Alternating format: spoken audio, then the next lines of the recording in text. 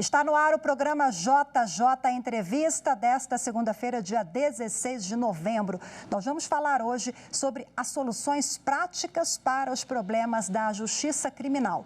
Essas soluções serão traçadas no seminário com o mesmo nome, que será promovido pelo Tribunal de Justiça do Distrito Federal e Territórios. O meu convidado é o desembargador Jorge Lopes Leite. Ele é o diretor-geral da Escola de Formação Judiciária do TJDFT e é o coordenador do evento. Conectividade, interatividade e ações consensuais são os pilares do seminário. Não é isso, desembargador? Mais uma vez, muito obrigada pela participação, pela disponibilidade aqui na TV Justiça. Quem está nos acompanhando agora começou a assistir o programa neste instante.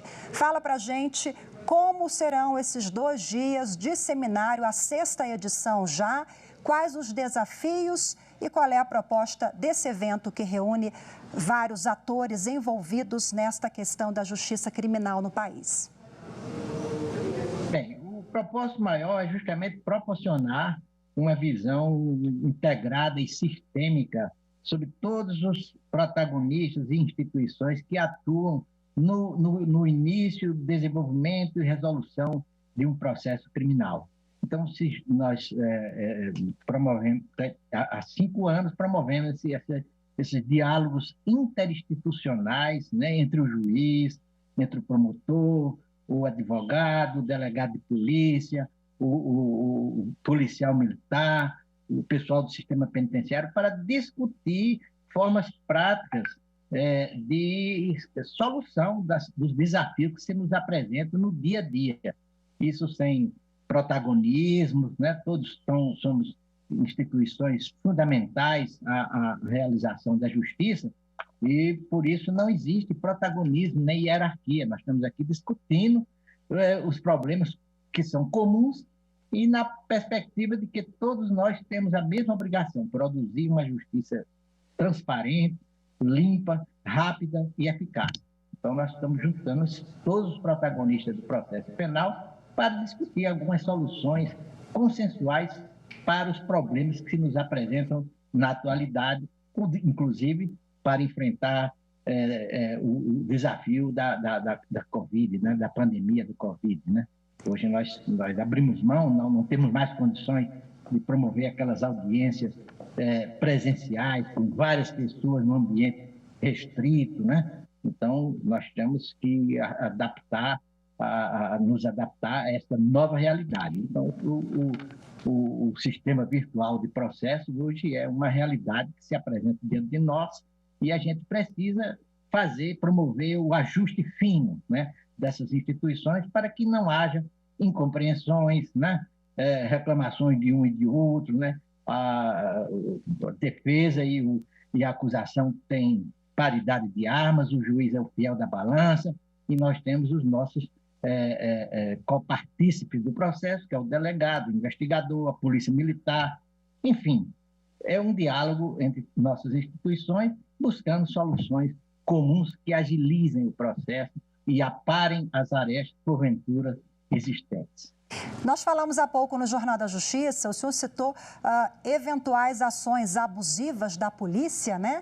E aí eu acho interessante o senhor ter feito essa colocação. O juiz é sempre o fiel da balança, mas nem sempre as relações na prática são harmônicas, tendo em vista os interesses de cada protagonista naquele processo, né? Mas é importante a gente frisar, desembargador, que esse diálogo e com essa pluralidade de ideias, há um crescimento, um avanço na justiça criminal, embora num primeiro momento parece que não é bem assim, que o diálogo pode não ser produtivo, mas é o contrário, né? Essas questões divergentes somam e avançam?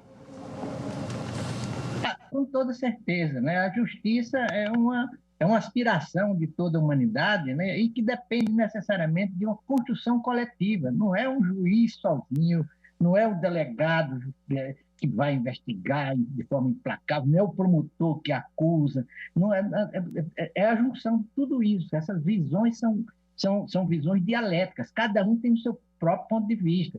O juiz forma sua convicção íntima a partir do exame dos autos, das alegações das partes, das provas produzidas. O delegado tem uma outra visão, porque ele é um homem que está na linha de frente do combate ao crime, né? E o policial investigador está lá na rua, trocando tiros com bandido, polícia militar ostensiva. Então, nem sempre há uma compreensão dessa diversidade de ideias e de ponto de vista, porque o policial tem uma maneira de ver o objeto de sua investigação e firmar sua convicção, muitas vezes por elementos que nem podem estar nos autos, como a delação de um informante da polícia que não pode aparecer, porque senão desaparece, não deixa de ser informante, né? Então, é uma visão diferente. Já o juiz precisa ter um pouco mais de segurança, né? Sabendo-se que o Estado tem instrumentos poderosíssimos de invasão da privacidade do cidadão, e a gente precisa ponderar, né, interesses em conflitos, né, para uma decisão correta. Nós dependemos de testemunha, de peritos, né, de assessorias técnicas, né? Então, tudo isso é um conjunto de atuações de vários atores para propiciar uma justiça mais eficiente, né? Mais eficaz e, sobretudo, uma justiça justa, correta, imparcial, ética, né? Que a população anseia, né? Nós estamos aqui para servir a população, todos nós, tá? Então, nós precisamos aparar as arestas, porventura, exigentes, né? Temos que deixar de ser esses inimigos cordiais, né, que se cumprimentam, apertam as mãos, até uma tapinha nas costas, mas por debaixo da mesa ficamos cutucando uns aos outros. Então, nós precisamos aparar essas arestas, né, dentro do possível, estabelecendo esse diálogo permanente, a fim de que cada um compreenda exatamente qual é a sua função e respeite a opinião alheia, respeite o ponto de vista alheio, para que a sociedade não fique sobressaltada com essas incompreensões que às vezes desaguam para acusações pela televisão, pelos jornais, com a atuação pontual de um outro juiz ou um promotor específico. Então, enfim, nós precisamos conversar e, através do diálogo, construir uma justiça melhor. Achei uma afirmação muito corajosa, né? Muito transparente do senhor colocar dessa forma que realmente, às vezes, troca de acusações e a gente não caminha dessa forma, né? Principalmente com o diálogo que vamos avançar. Bom, falando de todos essas instituições, esses profissionais envolvidos, a palestra inaugural, né? O primeiro painel vai ser justamente sobre esse tema, com o ministro do Superior Tribunal de Justiça, o ministro... Quem vai abrir é o João Otávio de Noronha, não é isso? Desembargador, o ministro do STJ, João Otávio de Noronha, que vai falar sobre o papel de cada instituição, então? Relações entre o promotor, o juiz, o delegado, o advogado. Justamente, a escolha do ministro Noronha é uma escolha também simbólica, porque o ministro Noronha hoje surge como uma das grandes lideranças da magistratura nacional, né? E sempre uma palavra de muita ponderação, muito equilíbrio, né? E ele tem o desafio de trazer a sua visão a respeito dessa necessidade, né, permanente de interação, né, entre as instituições que participam do processo penal. Ele vai tratar justamente... Por favor, pode concluir, desembargador. Não, vai tratar exatamente das dificuldades das relações interinstitucionais. Esse é o tema que o ministro vai nos brindar. Bom, falando nas dificuldades, né? É até um tema complexo, não sei se o senhor terá resposta, assim, apenas para esses minutos de conversa, envolve tanta coisa, né? Eu me refiro aos desafios para uma justiça criminal mais célere, mais justa, enfim, o que a gente precisa fazer para avançar nessa questão? Tendo em vista a superlotação nas penitenciárias, audiências de custódia, temos também um novo mecanismo que foi trazido pelo pacote anticrime, o senhor citou agora há pouco na entrevista, que é também alvo de muita polêmica. Tudo isso vai estar em mesa. Pois é, realmente nós estamos vivendo um mundo vertiginoso, e frenético, né? Que as coisas se transformam com uma rapidez estonteante. Então nós precisamos, de vez em quando, dar uma parada, respirar um pouco, para conseguir conciliar O pacote anticrime realmente foi uma lei que mexeu com o processo penal, mexeu com o direito material, trouxe novos institutos, né? Que às vezes funcionam muito bem lá fora, mas não é de acordo com a nossa cultura. Nós temos que assumir a nossa brasilidade, né? Nosso jeito de ver as coisas, de pensar as coisas, né?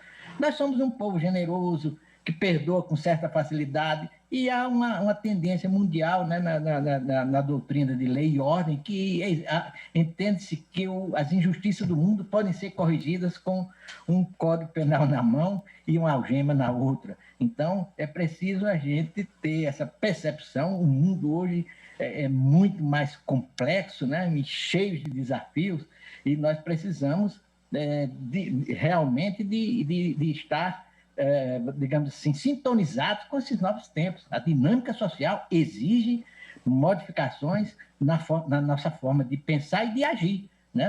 Nós estamos saindo de um sistema burocratizado, e vejam que toda sentença até hoje guarda ainda um resquício das ordenações do reino, quando diz vistos, etc. Não, essa fórmula, que é utilizada ainda pela maioria dos nossos juízes, é uma coisa que deriva das ordenações. Vistos no ano de Nosso Senhor Jesus, no ano da graça de Nosso Senhor Jesus Cristo, de 1870, num determinado... Então, havia uma introdução no processo de 2 ou 3 páginas só para começar um processo. Então, era um processo carimbado, cheio de protocolos, cheio de complicações, que hoje em dia não tem mais espaço. Né? Então, esse vistos, etc., é uma expressão que deve ser completamente abolida. Nós estamos no mundo virtual, nós precisamos resolver as coisas com rapidez, porque se nós continuarmos com essa mesma burocracia, não vamos sair de lugar nenhum, e nós vamos afundar cada vez mais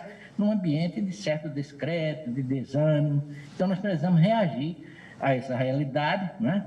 E encontrar meios consensuais, né, de atuação que nos permitam satisfazer a ânsia de um povo que é sedento de justiça. Esse o propósito maior de todo o nosso esforço. Há 5 anos, esse é o sexto ano consecutivo em que nós promovemos esse seminário de justiça criminal, onde a gente busca, através do diálogo, construir uma justiça melhor. Desembargador, prende-se muito no Brasil. O senhor concorda com aquela expressão, a política, a cultura do encarceramento? Olha, nós vivemos um período turbulento da história. Nós estamos desenvolvendo uma certa intolerância, uma incompreensão do outro, né? Nós temos a dificuldade de aceitar que as nossas ideias podem não ser a melhor, pode ser que tenha alguém que tenha uma ideia melhor do que a minha. Então, nós somos críticos ferozes dos outros e estamos atarantados com um mundo cheio de transformações em um país absolutamente desigual, né? Onde nem todo mundo tem as mesmas igualdades de oportunidades. Então, isso tem sido um fermento adequado, né? As condições propícias para o surgimento dessa violência indiscriminada, generalizada, que vai se banalizando no nosso dia a dia, e nós vamos aceitando. E se alguém propõe uma solução fácil, não, nós estamos tendo muita corrupção, vamos aumentar a pena, está resolvido o problema. Então, isso é uma ilusão. Não existe solução fácil para problemas complexos. Nós precisamos ter um pouco mais de conhecimento, porque chegamos a um ponto que o sistema penal não tem saída, não tem caminho. Nós estamos num labirinto sem achar o fio de Ariadne, porque prender simplesmente e esperar 5, 6, 10 anos, 15 anos, 20 anos que aquela pessoa saia da cadeia, né? É inútil o trabalho, todo o trabalho, todo o esforço, tudo que se gastou para levar alguém à cadeia será inútil se a penitenciária continuar a ser um armazém onde a gente deposita o material humano. Então, nós precisamos resgatar a dignidade da pessoa humana, a confiabilidade, a sua percepção de vida, né? Nós temos que trabalhar nesse sentido. Mas é impossível, o palco nasce torto, morre torto. Não é bem assim. O homem é o único animal, é o único ser vivo na face da Terra que se olha no espelho e tem consciência de si mesmo e de suas circunstâncias. e por isso também é o único animal capaz de mudar seus comportamentos. Você deixa de fumar, você deixa de beber, você deixa amante, deixa qualquer coisa errada que você tenha feito na vida, se você colocar na cabeça que precisa mudar, que precisa ser uma pessoa melhor, que precisa melhorar o seu comportamento. Então, o que nós precisamos fazer é levar essas pessoas a uma consciência crítica dos próprios atos, através do saber, do conhecimento, das artes, né? Para que a gente possa realmente operar uma transformação substancial nesse sistema que, do jeito que se apresenta hoje, como o próprio Supremo Tribunal Federal já proclamou, né? Como estado de coisas inconstitucional, então é um sistema irreal que, que, ao invés de colaborar para a construção de um mundo melhor, está contribuindo para aumentar a violência e a criminalidade. Então, precisamos mudar, sim. Tá? Precisamos, e isso só é feito com o esforço de todos nós. Daí, ações, né, de ressocialização de presos, elas são fundamentais, né? A partir de tudo isso que a gente está falando, o preso, às vezes a sociedade esquece que ele vai voltar para a sociedade, não é, desembargador? Bom, essas questões sociais também, o senhor falou de desigualdades, essas temáticas, elas também serão abordadas no seminário amanhã? Na verdade, se nós conseguirmos abordar tudo isso, nós estaremos trabalhando para mudar o mundo, né? Porque é um desafio formidável. Não chega a esse ponto. A gente trabalha, essas questões podem ser levantadas, discutidas, mas nós queremos o seguinte, melhorar o acesso à justiça e a produção de uma sentença. Então, o processo tem que ser mais rápido, mais transparente, né? Porque o direito tem o seu principal objetivo promover a paz social, paz e harmonia entre as pessoas, né? Bom, vamos lá. Há uma questão agora, né, que é muito sensível também, gera debates de todos os lados, as audiências virtuais. Isso. Audiência virtual. Esse é um dos grandes desafios. Esse nós vamos ter que... Porque há muita polêmica, muitas ideias contrárias, mas como a audiência virtual vai possibilitar que alguém seja condenado por um crime de latrocínio, 20 anos de cadeia, e nunca ter visto um juiz frente a frente, vis-a-vis, olho no olho. E muitos entendem também que a percepção que o juiz tem sobre a verdade, que é o que a gente busca dentro do processo penal, né, a verdade real, muitas pessoas têm a percepção que só o juiz, sentindo a transpiração do réu, o seu jeito de falar, de movimentar suas mãos. Então, é uma questão complicada, realmente é uma questão complicada. Outra coisa, um tribunal do júri, imagine ser feito virtualmente. De que maneira? Quer dizer, é uma coisa que a gente sabe que tem suas complexidades. Todos não deixam de ter um pouco de razão quando criticam, mas é preciso também avançar de alguma maneira, porque senão nós corremos o risco de uma pandemia dessa, vem aí a segunda onda, sei lá, a terceira onda, de repente os caminhos vão se estreitando e cada vez vai ficando mais difícil você fazer essas audiências, né, como eram feitas até o ano passado, né? Porque o custo para tirar alguém, um preso perigoso, o sistema trazer para um local expõe a sociedade a um risco muito grande. Então, nós precisamos minimizar. Então, nós temos que encontrar um ponto de equilíbrio entre uma coisa e outra, né? Manter as garantias individuais, né? Não sacrificar as garantias individuais, mas também não evitar um custo excessivo, né? Para toda a população, que afinal de contas, quem vai arcar com esses custos é a população em geral, são os impostos. Então, nós precisamos encontrar um meio termo para garantir as liberdades individuais previstas na Constituição e, ao mesmo tempo, preservar os interesses maiores da coletividade. Falando em audiências virtuais, o Poder Judiciário ele precisou se adaptar aos novos tempos, né, em virtude da pandemia, e nós temos inúmeras pesquisas, levantamentos que revelam que realmente o Judiciário ele não só parou, como aumentou a sua produtividade, não é mesmo, doutor Jorge? Acho que nós vimos isso em vários tribunais do país. A audiência virtual ela é polêmica, ela traz debates, mas ela mostra também que foi uma medida obrigatória do Poder Judiciário, precisou dar respostas, né, diante da atualidade. Nós precisamos dar uma guinada de 180 graus no nosso percurso, né? Um cavalo de pau, realmente, e trocar os pneus de um carro em movimento, sem poder parar, né? Aqui eu estou lhe atendendo com muita satisfação, porque é uma prestação de contas que o juiz faz também perante a sociedade, que lhe paga o salário, né? Então, eu confesso para vocês que, enquanto eu estou lhe atendendo aqui, é uma meia hora de entrevista. Quando eu voltar para o meu computador, eu vou encontrar seguramente mais uma meia dúzia de processos que estão exigindo a minha decisão. Então, eu não posso parar. E o sistema virtual também produziu isso aí. Hoje, cada setor escolhe o horário que mais lhe aprover. Então, tem gente que gosta de trabalhar de manhã, tem gente que gosta de trabalhar à tarde, tem gente que gosta de trabalhar à noite, tem gente que não dorme e vai nas madrugadas para o computador, preparando relatórios, né, e tal. Então, de sorte que quando você acorda de manhã, você abre o computador e tem ali 10, 15 processos, muitos deles de fundamental importância. Então, você não pode dormir no ponto, tem que decidir rapidamente, né, terminar o processo e esperar uma nova, né?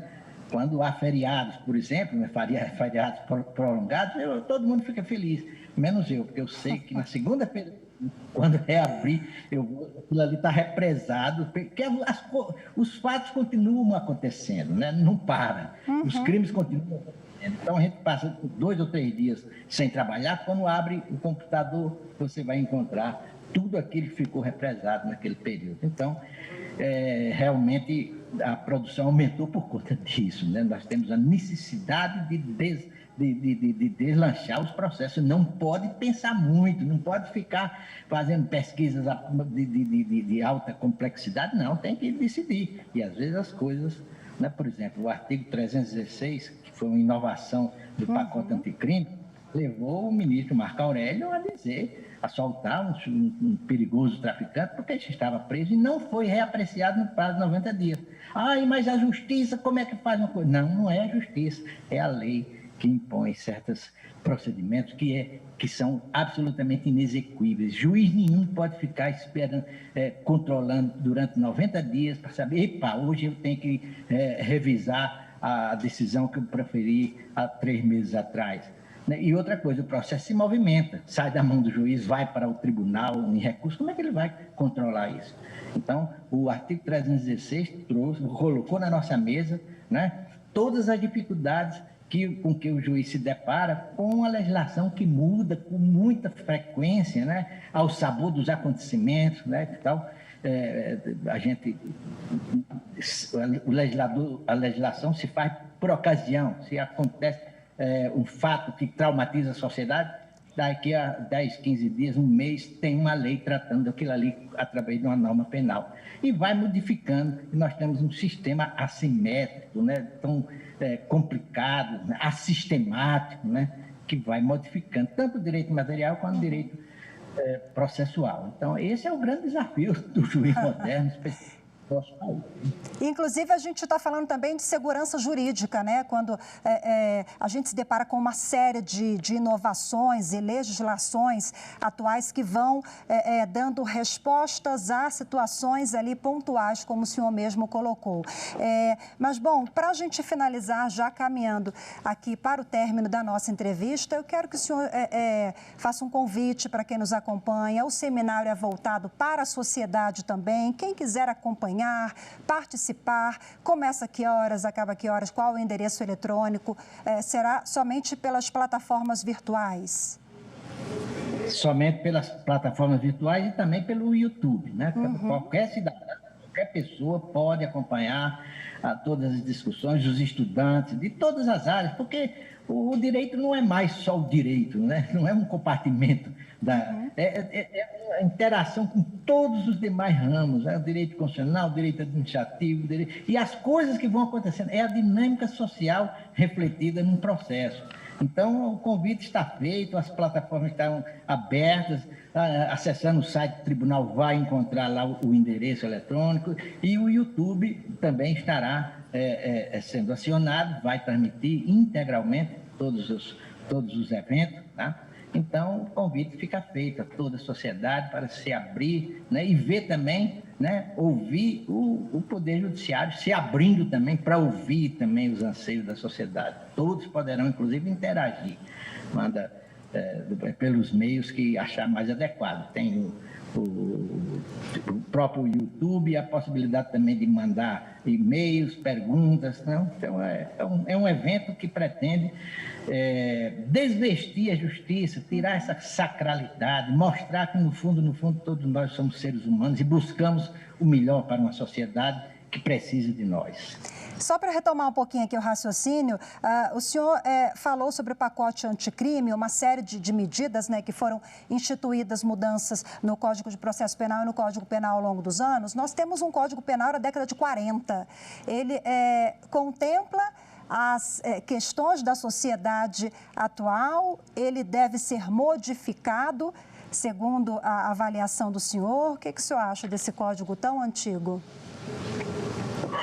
O problema é que o Código Penal deveria ser a sistematização das principais normas de comportamento que ensejassem uma punição por meio de uma pena privativa de liberdade. Não deveria ser a condensação.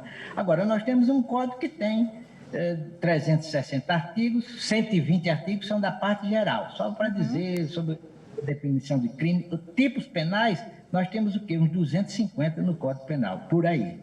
Os 260. Mas, a par do Código Penal, nós temos hoje inúmeras leis, né, que correm aí paralelamente, são leis importantes, como, por exemplo, a lei de desarmamento, né, a lei de entorpecentes, que está fora do Código Penal. Então, fora do Código Penal, nós temos mais de 1.300 tipos penais, segundo o último levantamento que eu ouvi falar, feito pelo jurista Luiz Flávio Gomes, que já não está mais entre nós, né, onde ele encontrou mais de 1.300 tipos penais na legislação extravagante.